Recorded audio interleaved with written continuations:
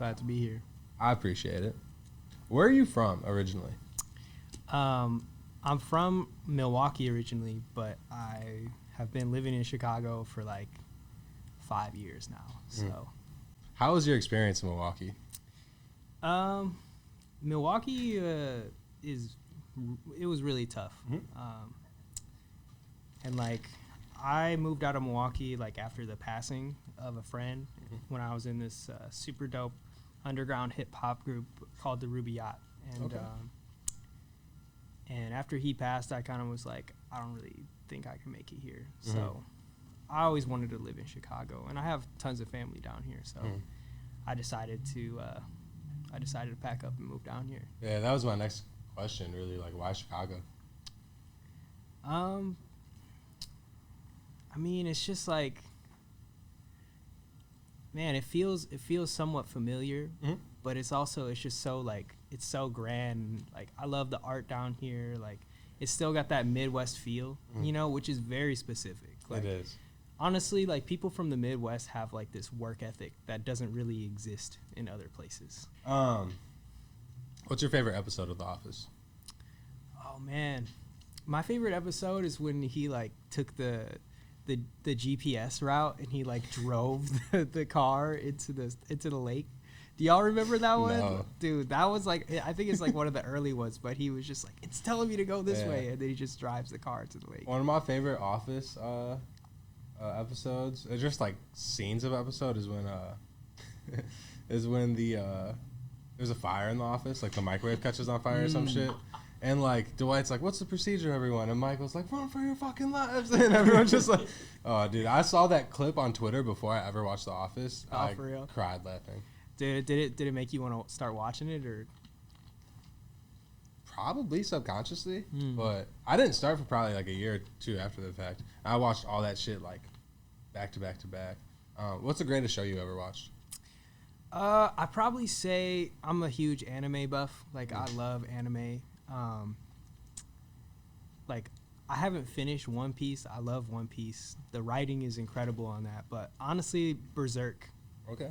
That one's from 1995, and it's got some of the most incredible colors on it. Like, the colors, the story is like, it's like a best friend, like, betrayal. It goes so deep, and it never got finished because the writer who like made the manga, he lost his mind while he was writing it. Oof. So like it gets like the manga gets crazy and intense, and it all like ends right at the worst time possible. And then he just passed this year, so it's like it's a legendary story. Weird. Yeah. I like that. That sounds cool. Yeah. Anyways, who were some of your musical influences growing up? Man, I have so many. I want to say like one artist I really enjoyed growing up was Jeff Buckley. I used to listen to a lot of Jeff Buckley growing up. Obviously, like Erica and D'Angelo, like that was super obvious. Like, and my brother actually, he was the one that kind of helped me get into music. You know, he used to always play like The Roots. He always used to play Gangstar. Like, I remember he showed me Black Star when I was like 11 years old, man. Like, all that stuff has had like a profound like influence on me. But I mean, right now, like if I was to really go back and say which artists like do I really feel the most connected to at this point in time, it's probably Erica. I feel that. All those artists are amazing. Do you ever wish, like, I thought this the other day, do you ever wish like you could just like have your whatever we used, iPods or phones, like when we were like 10 or 11? I would love to just, because like I kind of like remember what I was listening to. Yeah. I'd love to see my library from that time of like exactly what I was listening to. Man, actually that's really funny you mentioned that. I used to have a Walkman, you know, like with the CD in it, you know, like I got an iPod like later, like my dad gave me his like brick iPod, you know which one, the one that had parachute on it and shit, like.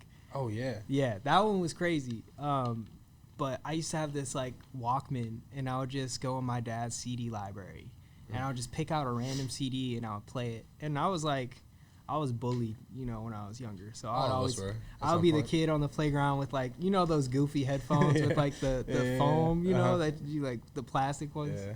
I would always like rock those on the playground. It's like, I'm cool, you know, nobody gonna fuck with me. Like I got my music, you know. You said you're talking about your brother. How old is that brother? My brother is 28. 28? Yeah. I feel that. How many siblings do you have? So I am the youngest of, well, I got Isaac, Jared, Adrian, Alexis, and Corey. So I'm the youngest of 5. Which one is your favorite? My favorite? Oh, man, I can't pick a favorite. I was just fucking around. What impact did your parents have on getting you into music? So, like, growing up, my dad is a musician. And he makes like ambient music. Okay. But I also we also went to church every Sunday.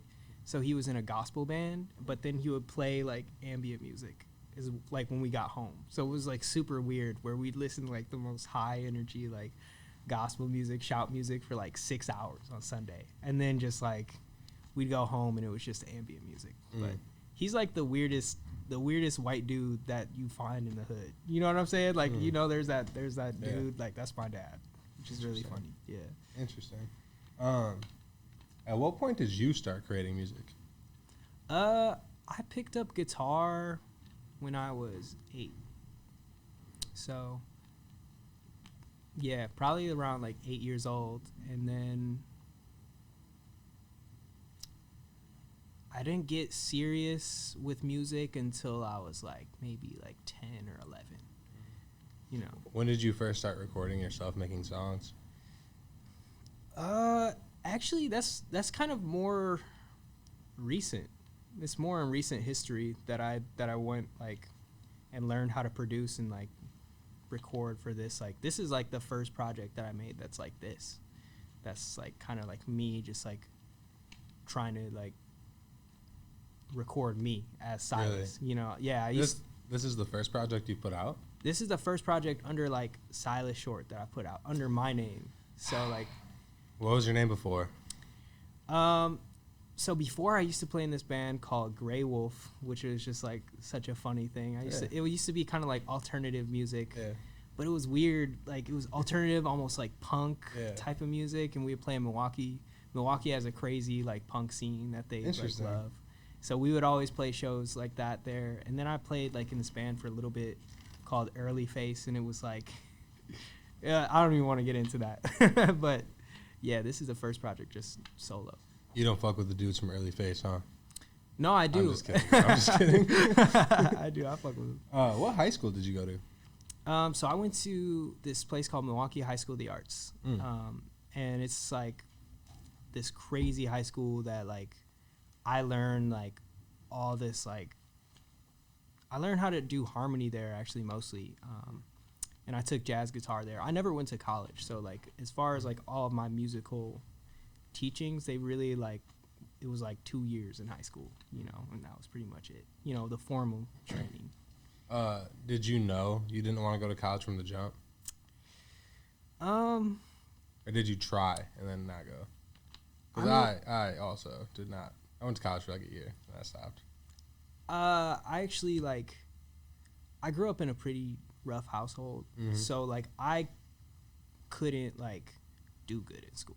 Yeah. Like I struggled really hard in school. Yeah. So when I applied for college, like I could only get into like one college and it was like so expensive that I was like I'm going to take my chances. That's so funny. How many did you apply to? Man, I must have applied to like 10 or something. Because I also only got into one. Really? Yeah.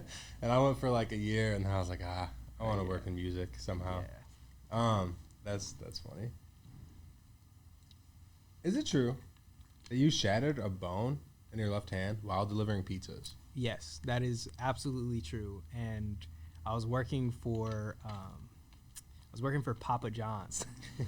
And I had like the worst manager in the world, man. This guy, he was always the type of dude that was like right over you, like yelling at you. Yeah, bro. He was crazy, but it was raining one day and he basically like he was like, all right, like I need to save some money. So he only put one driver on his roster for that. And it was day. you. And it was me.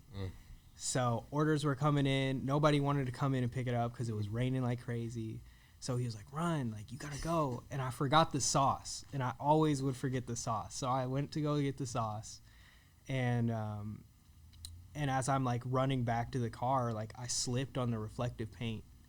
And I tried to catch myself, but I was going so fast that when I caught myself, it like shattered this knuckle. Damn. And it spiral fractured it into 3 places.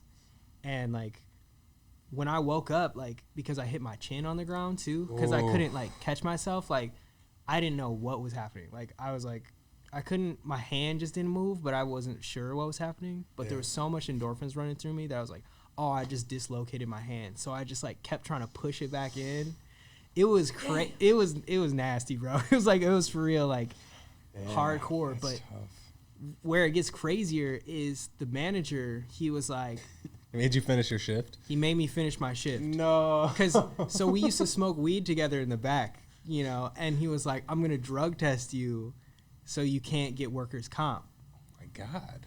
And, which is like total bullshit. Like I should have never believed him, but I didn't. He basically scammed me out of getting my workers' comp. I worked the whole day, and then I went to the hospital, and they were like, dude, like, why didn't you come here like 9 hours ago? Did y'all hear that? He would smoke weed with him and then threaten you with the fact that y'all smoke weed together. Yeah. And how is he smoking weed with you and being a dick? Like, that's weird. That's a weird combination. Dude. Usually it's one or the other. He was, honestly, nah. It was like, it would like be me. It was Papa John's weed. It was the company it was weed that they would share. Just like mooching weed on you. Yeah, nah. I don't think I ever brought my own weed there. But he did. He always hated on me because I was like the fastest driver there. Like I would always make my deliveries like on time, and people tipped me hella. Like, and I would also do this shit where I would work 4 days in a row, and I do open to close. So it would be like 16-hour shifts. Like I was on my grind, and I would make at least like $150 a day. Okay. And he was like, oh, so you making more than me now. So it was like, it was on some shit like that. And he couldn't, like, because I worked like these 4 back-to-back shifts. Yeah. He couldn't actually ever call me in or put me on call. Because you already ran through like fucking. I did 40 hours a week. More than, yeah, exactly. Yeah. So I was just like he could never tell me shit, which was like, he hated that about me, dog. Like for real. And you found out years later that Brandon has aspiring singer career, and he was low-key shitty about that the whole time. Yeah, maybe. What was that moment like when you started to work with Stonesthrow? Man, so this is really crazy. So I get a call from my homie Nassim. He's like this dope producer. I think he's worked with Mick Jenkins on some stuff. And he's like, hey, like I know this homie who works for Stonesthrow, and like I sent him your page with a bunch of other artists in Chicago. They're kind of looking for artists right now. And I was the only person that the Stonesthrow Scout, I was the only person that he followed. So then I didn't really know who Stonesthrow was. Like I obviously knew Dilla, MF Doom, like Madlib, but I didn't really understand like where that was coming from. Facts. So I did my research and I found out about Peanut Butter Wolf, and I followed Peanut Butter Wolf on Christmas Eve 2019. Okay. And within 5 minutes of me following him, and this was at like 1 a.m. on Christmas Eve, he follows me back and he like messages me like, hey, like I really like all the stuff you have on your page. And I had in my bio, it was like posted, it said EP coming soon, but I hadn't released it, and it was this project that I have. And so he asked me to send it to him, so I sent it to him, and he was like, oh, tight. He checked it out. He got back to me like maybe 2 days later, and he was just like, I love this. This is like a breath of fresh air. And it's so weird because like we were referencing like Dilla, you know, we were referencing all those things on that record. And like I think it just like struck a chord with him to where he was just like, I love this, like let's get you on to Stonesthrow. So by the time I gave the record to Stonesthrow, it was already finished. like for the most part. So basically, like I turned in like this full finished project with them, and it's made the most sense, I think, for this project, because all their fans are just like, oh yeah, like this is the Stonesthrow vibe, which I was completely like, I was like, man, like this makes so much sense. I have so much respect for a lot of these artists on the label, and like now I feel like I got some big shoes to fill, but it's like a good thing to like work towards, you know. Last year you released your project Drawing. It even landed at number 20 on our top 50 Chicago projects list. What was the creation process of that project like? So basically, it's really funny. I was working with my homie Jackson Shepard. He's this like super dope, like, it's like, he's one of my oldest homies from Wisconsin. And like I was like, dude, like I really need help like figuring out like how to solidify this project, like, and make this thing. It's like I'm not very good at keys. Like I just kind of need like some help with like singing this stuff. Like I can sing out the arrangements if you can just like help me like, you know, put some of those things down. And so I ended up writing all the songs on guitar first, and then we would make we would like sit there and we'd like program the beat together, and then I would play this whole song with guitar, and then we'd take out certain parts and we'd replace those parts with keys, or we'd take out like melodies that I sang and replace them with like little arrangement bits, and we would build the songs that way, and then I would like add my vocals in. And that's kind of like how like all the songs were basically built. But the whole record is actually in the order that it was created. How did you choose that title? So I draw, like, but my style is just like in black and white. So I draw with like pen and black and white. And I'm mixed, so I'm like, you know, I kind of live in like this weird like place where I've never been treated like a white person, but at the same time, like, you know, like a lot of black people don't trust me because I'm light skinned, you know. It's just like there's always like a little bit of that weird thing. So growing up, I've never really had like the time to unpack my identity, because like I was going back and forth between my grandmother's house and the hood, where they would just be like, they would call me white boy, and then I go to like the suburbs with my dad, where they would just be look at you crazy. They'd be saying these like Family Guy racist you know, jokes and shit. So I could never like be anything, you know what I mean? Yeah. And I realized like with this project, I was like, honestly, like I love hip hop. I love like alternative like rock. I love black and white music. Like it's just music, you know? And you need like to make the drawings to do this stuff. You need like the drawing, then you need the black ink, but you need the white page. And I'm like, why don't I just like accept both sides of myself with the music? And that's kind of what the music says, you know, like, and it doesn't necessarily, like the song Drawing says that specifically with the lyrics. But musically it really references like many different styles that are mixing, you know, like different parts of myself. Like it's a record about self-acceptance and healing. And like that's really like, that's kind of the general message for like anybody who listens. Like it's just like, you know, take whatever you want from it, but like get that inspiration, get that healing, you know, that you need, and accept yourself, you know. Now that was a great answer. So your record, Queen of Paisley, is nearing 1 million plays on Spotify. Yeah. When you created that song, did you know that you had something like extra special on your hands?